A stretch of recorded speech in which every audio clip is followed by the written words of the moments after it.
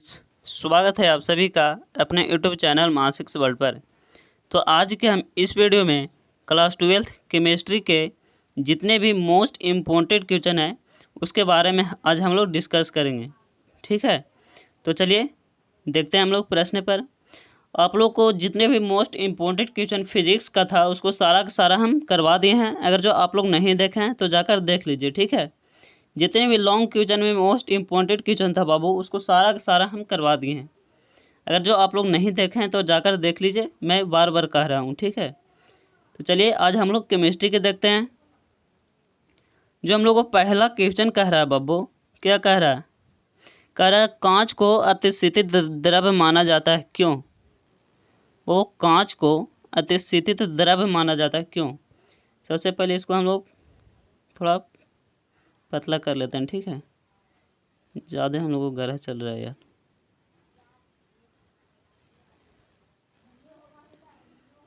ठीक है, और थोड़ा पतला कर लेते हैं। ठीक है, चलिए इसको कलर चेंज कर लेते हैं। चलिए ठीक है, ये नहीं लग रहा है, कौन सा कलर ले लें? चलिए यार यही ले लेते हैं। तो चलिए पहला जो क्वेश्चन हम लोग को कह रहा है बब्बू, कांच को अतिशीतित द्रव्य माना जाता है, क्यों? और आप लोगों के लिए मोस्ट वीवीआई क्वेश्चन है।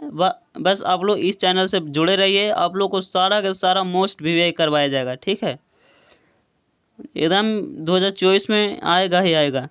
तो चलिए देखिए, कह रहा है बाबू कांच को अतिशीतित द्रव्य माना जाता है, क्यों? तो आंसर में कांच को अतिशीतित द्रव्य माना जाता है।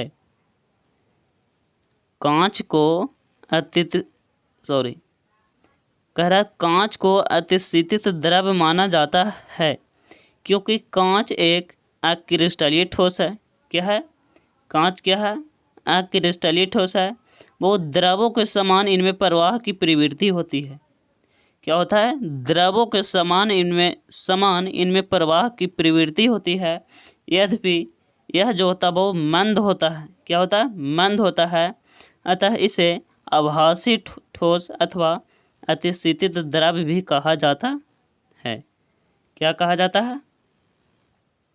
फिर से इसको देखिए, कह रहा बाबू कांच को अतिशीतित द्रव्य माना जाता है, क्यों? कांच को बाबू अतिशीतित द्रव्य माना जाता है, क्यों? क्योंकि कांच को अतिशीतित द्रव्य माना जाता है क्योंकि कांच जो है बाबू से एक अक्रिस्टलीय ठोस है। कांच क्या है? अक्रिस्टलीय ठोस है। अगर जो आप लोग को ऑब्जेक्टिव में आ जाएगा कि कांच क्या है, ऑप्शन में दे देगा अक्रिस्टलीय, क्रिस्टलीय, ए और बी दोनों या इनमें से कोई नहीं, तो क्या है कांच? कांच जो है से क्या है? अक्रिस्टलीय ठोस है। ठीक है, आप लोग याद रखिएगा। तो कांच को अतिशीतित द्रव्य माना जाता है क्योंकि कांच एक अक्रिस्टलीय ठोस है। ठीक है, बहुत द्रवों के समान इनमें प्रवाह की प्रवृत्ति होती है।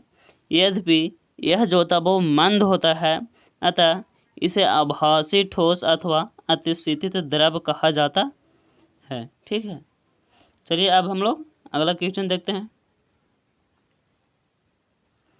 अगला जो क्वेश्चन हम लोग कह रहा है, क्या कह रहा है? कह रहा बाबू ठोस कठोर क्यों होता है?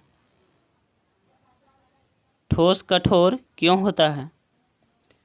दूसरा जो क्वेश्चन कह रहा है ठोस कठोर क्यों होता है? Most VVI question. बस आप लोग को ऐसा ही क्वेश्चन एकदम मोस्ट वीवीआई क्वेश्चन आएगा। ठीक है, काफ़ी यूजफुल रहेगा एकदम। तो देखिए आंसर में कह रहा है, सबसे पहले क्वेश्चन कह रहा है ठोस कठोर जो होता है वो क्यों होता है?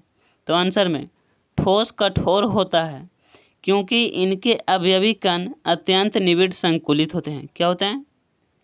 वो ठोस कठोर होता है क्योंकि इनके अवयवी कण अत्यंत निविड़ संकुलित होते हैं।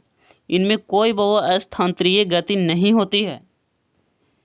ठोस कठोर होता है क्योंकि इनके अवयवी कण अत्यंत निविड़ संकुलित होते हैं। इनमें कोई अस्थानांतरीय गति नहीं होती है तथा एक केवल अपनी स्थिति के चारों ओर कंपन या दोलन कर सकते हैं। ठीक है, क्या कर रहा है? ये केवल अपनी स्थिति के चारों ओर कंपन या दोलन कर सकते हैं। इसका कारण इनके मध्य उपस्थिति प्रबल अंतरानुक अथवा अंतराकाशीय बलों की क्या है? उपस्थिति है। ठीक है, चलिए एक बार इसको फिर से रिपीट करते हैं। कह रहा वो ठोस कठोर क्यों होता है? ठोस जो होता है से कठोर होता है, क्यों? तो आंसर में आप लोग को लिखना होगा कि ठोस कठोर होता है क्योंकि वो इनके अवयवी कण जो होता है इससे अत्यंत निविड़ संकुलित होते हैं। इनमें कोई अस्थानांतरीय गति नहीं होती है तथा एक केवल अपनी स्थिति के चारों ओर कंपन या दोलन कर सकते हैं। क्या? तथा एक केवल अपनी स्थिति के बहुत चारों ओर क्या कर सकता है? कंपन या दोलन कर सकता है। इसका कारण इनके मध्य उपस्थिति प्रबल अंतरानुक अथवा अंतराकाशीय बलों की उपस्थिति है। इसीलिए हम लोग को जो ठोस जो होता है वो से कठोर होता है। ठीक है, चलिए अब हम लोग अगला क्वेश्चन देखते हैं। अगला जो क्वेश्चन हम लोग कर रहा है,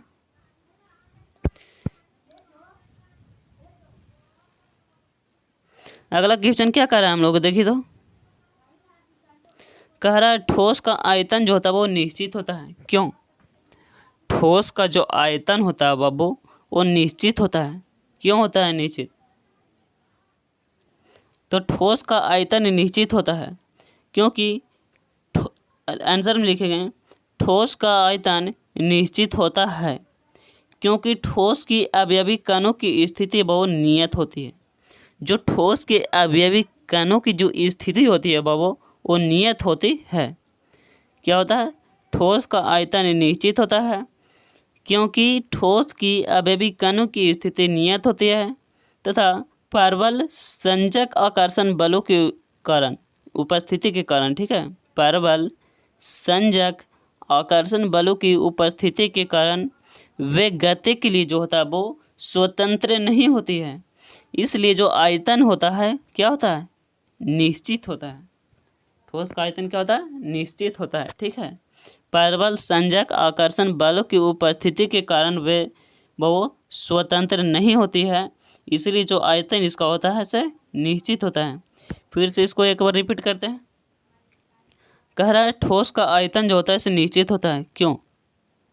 ठोस का आयतन निश्चित होता है बब्बू, क्यों? तो आंसर में लिखेंगे ठोस का आयतन निश्चित होता है क्योंकि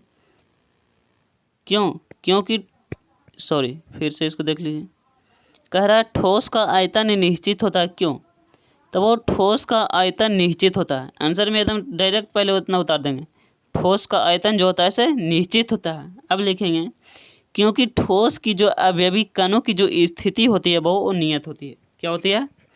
ठोस की अवयवी कणों की जो स्थिति होती है वो क्या होती है? स्थिति जो होती है वो क्या होती है? एक नियत होती है। ठीक है, तथा प्रबल संजक आकर्षण बलों की उपस्थिति के कारण क्या होता है? तथा प्रबल संजक आकर्षण बलों की उपस्थिति के कारण वे गति के लिए वो स्वतंत्र नहीं होती है। ठीक है, इसीलिए जो इसका आयतन होता है ऐसे क्या होता है? निश्चित होती है। ठीक है, बस आप लोग थोड़ा सा खाली जो बीच साइड मिडिल साइड है उस वो वाला याद कर लीजिए। बस दोनों करेंगे तो आप लोग सिर्फ क्वेश्चन बैठा के लिख दीजिएगा का। चलिए क्वेश्चन अब हम लोग 4 देखते हैं। कह रहा है एकक कोष्ठिका क्या है? एकक कोष्ठिका वो क्या है या किसे कहते हैं? तो आंसर में जब किसी क्रिस्टल जालक के निर्माण एकक कोष्ठिका वो क्या है या किसे कहते हैं? तो जब किसी क्रिस्टल जालक का निर्माण अनंत सूक्ष्म इकाइयों से होता है, जब किसी क्रिस्टल जालक का निर्माण अनंत सूक्ष्म इकाइयों से होता है तो वो प्रत्येक इकाइयों को क्या कहते हैं? एकक कोष्ठिका कहते हैं। कितने शॉर्ट आंसर है यार। एकक कोष्ठिका क्या है? बाबू एकक कोष्ठिका क्या है या एकक कोष्ठिका से आप क्या समझते हैं? ठीक है, तो देखिए कह रहा है जब किसी क्रिस्टल जालक का निर्माण अनंत सूक्ष्म इकाइयों से होता है बाबू, जब किसी क्रिस्टल जालक का निर्माण क्या होता है? अनंत सूक्ष्म क्या अनंत सूक्ष्म इकाइयों से होता है। क्या होता है? जब किसी क्रिस्टल जालक का निर्माण अनंत सूक्ष्म इकाइयों से होता है तो वो हम प्रत्येक इकाइयों को एकक कोष्ठिका कहते हैं। ठीक है, तो चलिए अब हम लोग अगला क्वेश्चन देखते हैं। वो आप लोग को जितना भी क्वेश्चन करवाया जाएगा वो मोस्ट वीवीआई क्वेश्चन रहेगा, आप लोग को आएगा ही आएगा 2024 में, एकदम मोस्ट वीवीआई क्वेश्चन 2024 के लिए रहेगा। ठीक है, बस आप लोग को सिर्फ ऐसा ही क्वेश्चन एकदम मोस्ट वीवीआई करवाया जाएगा, बस आप लोग इस चैनल पर बने रहिए। ठीक है, चलिए अगला जो हम लोग को क्वेश्चन कह रहा है वो सेल स्थिरांक क्या है। पहला क्या कह रहा है? सेल स्थिरांक क्या है या सेल स्थिरांक से आप क्या समझते हैं। ठीक है, तो चलिए आंसर जो हम लोग का है बाबू, कह रहा है इलेक्ट्रॉन के बीच की दूरी और उनके अनुप्रस्थ कांट के क्षेत्रफल के अनुपात को क्या कहते हैं?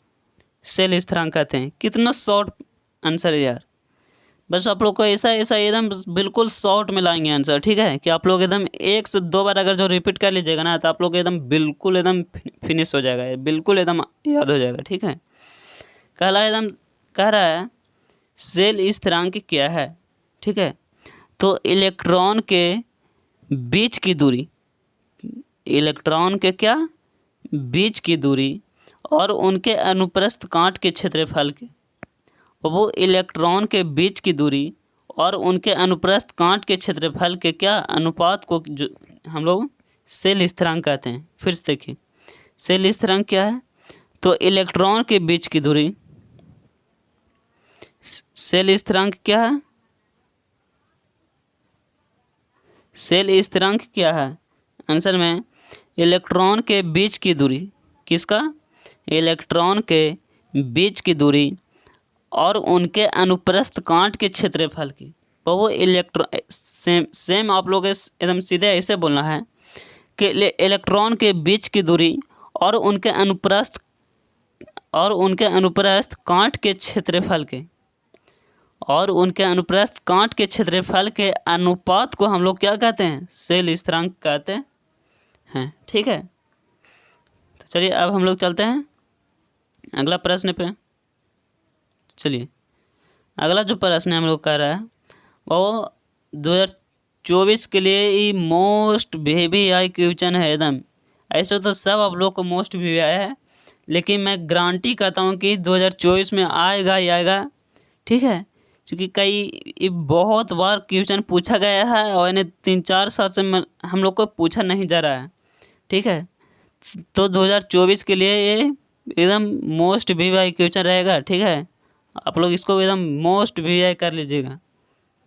चलिए ऐसे आप लोग को सारा का सारा क्वेश्चन मोस्ट वीवीआई ही आएगा। ठीक है, देखिए आप लोग के लिए ज़्यादा कुछ ही इम्पोर्टेंट है। कह रहा है हम लोग को 6 नंबर क्वेश्चन, मानक इलेक्ट्रोड विभव किसे कहते हैं? मानक इलेक्ट्रोड विभव किसे कहते हैं? ठीक है, मानक इलेक्ट्रोड विभव किसे कहते हैं? तो आंसर में लिखेंगे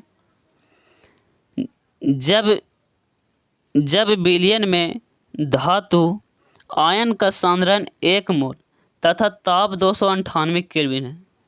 फिर से इसको देखिए, मानक इलेक्ट्रोड विभव किसे कहते हैं? क्वेश्चन क्या कर रहा है हम लोग को, मानक इलेक्ट्रोड विभव किसे कहते हैं? तो आंसर में जब विलयन में धातु आयन का सांद्रण 1 मोल तथा ताप 298 केल्विन है।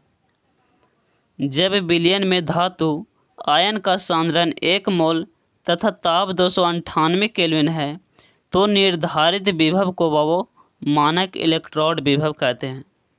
कितना इजी है यार। मानक इलेक्ट्रोड विभव किसे कहते हैं? क्या कह रहा है क्वेश्चन, मानक इलेक्ट्रोड विभव किसे कहते हैं? तो जब विलयन में धातु आयन का सांद्रण 1 मोल तथा ताप 298 केल्विन है बाबू। जब विलयन में धातु आयन का सांद्रण 1 मोल तथा ताप 298 केल्विन है तो निर्धारित विभव को मानक इलेक्ट्रोड विभव कहते हैं। ठीक है, बस आप लोग को ऐसे ही बोलना है शॉर्ट में कि जब विलयन में धातु आयन का सांद्रण 1 मोल तथा ताप 298 केल्विन, कितना है, ताप 298 केल्विन है। ठीक है, तो उसी निर्धारित विभव को हम लोग क्या कहते हैं, मानक इलेक्ट्रोड विभव कहते हैं। तो चलिए आप लोग के लिए जो 7 नंबर क्वेश्चन है वो HW है। ठीक है, क्या है, HW। HW का मतलब आप लोग समझते हैं ना, होमवर्क। ठीक है, ये क्या क्वेश्चन नंबर जो 7 है ये आप लोग के लिए होमवर्क रहेगा और आप लोग इसको आंसर बता के हमें कमेंट करिएगा। अगर जो आप लोग को याद है तो भी कि हाँ हमें याद है तो कमेंट करिए, जिसको नहीं याद है वो भी कमेंट करिए कि हाँ हमको नहीं याद था। ठीक है, चलिए कह रहा है 7 नंबर क्वेश्चन,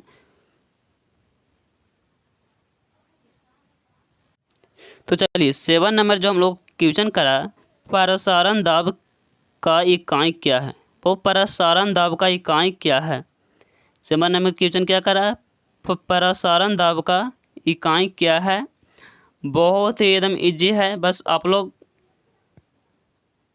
तुरंत बता दीजिएगा। ठीक है, तो चलिए 7 नंबर जो क्वेश्चन है आप लोग के लिए होमवर्क रहेगा। ठीक है, तो आप लोग बना के इसको, ऑब्जेक्टिव है 1 नंबर में पूछा जाएगा, तो आप लोग इसको कमेंट करिए और सभी स्टूडेंट कमेंट करिएगा। ठीक है, चलिए आज की वीडियो इतना ही रहने देते हैं। ठीक है,